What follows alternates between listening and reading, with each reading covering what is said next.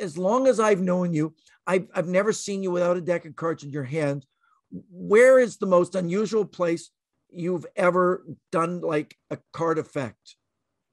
Well, where I get in trouble is at church, because our church is broadcasted to 200 countries. And every now and then I'll get flack from someone saying, by the way, when the camera was on you, there's this guy in the audience practicing cards in church. Yeah. I don't know if that's the funniest. Another one, oh, Kim and I making love.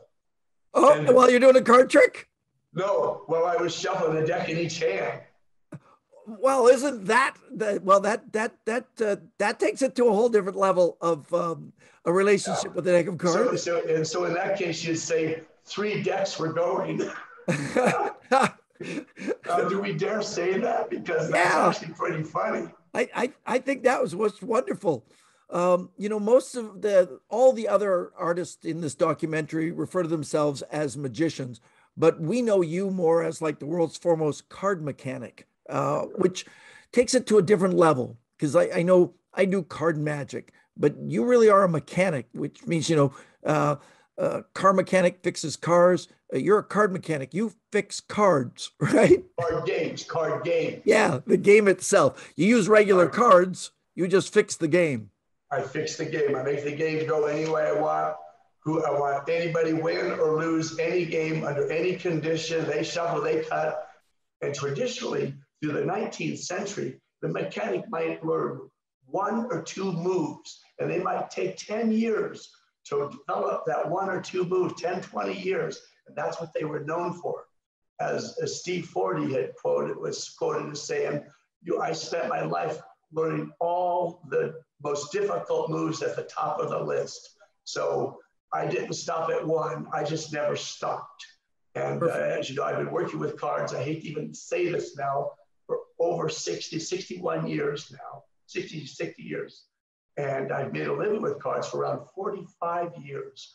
But the interesting stat or factor is over the past 50 years, I have practiced a minimum of 3 to 20 hours a day, 7 days a week, nonstop for a half a century. And for half of those years, my practice time was between 14 and 16 hours a day. I say that a deck of cards is the most sophisticated piece of paper made in the world. You can't count money because money has no paper in it. It's 80% cloth and 20% linen as a basis. You think of cardboard boxes, business cards, paper that you write on.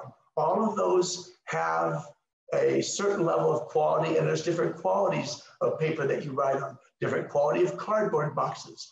But a pack of playing cards, I say, is the most sophisticated piece of paper because billions, not millions, not hundreds of millions, but billions of dollars are bet on these 52 pieces of paper. Casinos around the world, private poker games, card games, bridge, hold'em, every kind of thing, fish, the old kids.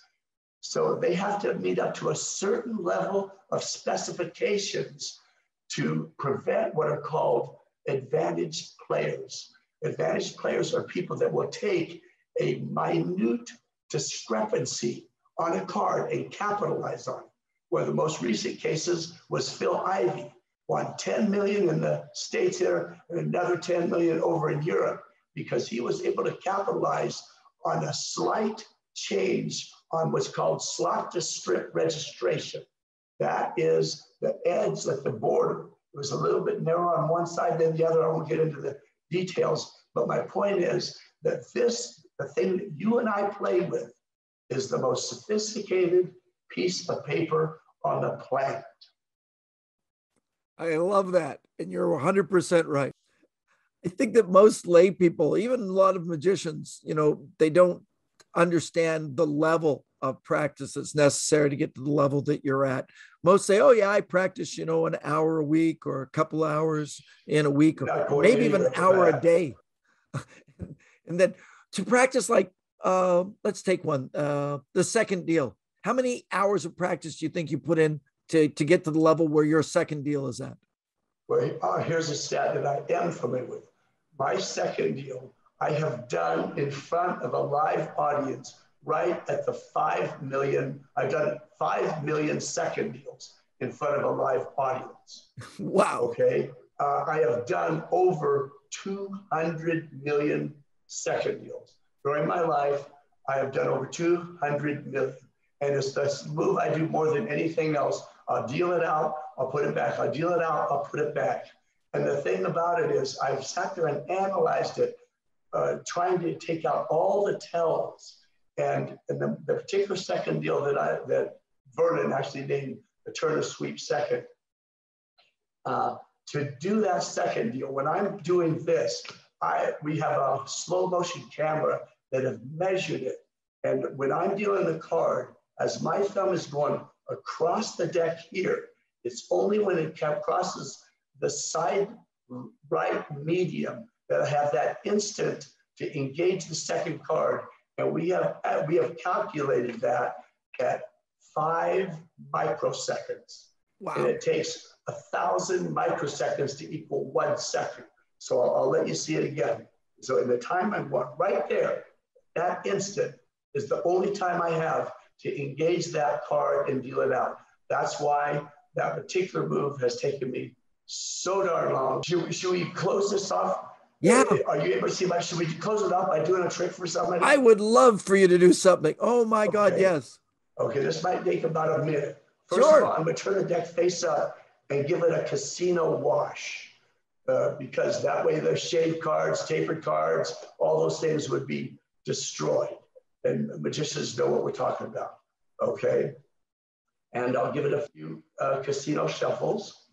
And of course, I've been sitting here shuffling them dozens of times while we've been talking. Now, so you don't think I'm forcing, I'm just gonna start pushing cards off to the side, and you just tell me when to stop. Stop. Right here? Sure. Right here, okay, I'm gonna get these out of the way and hopefully I'm being clean. Now, say any random number. 5?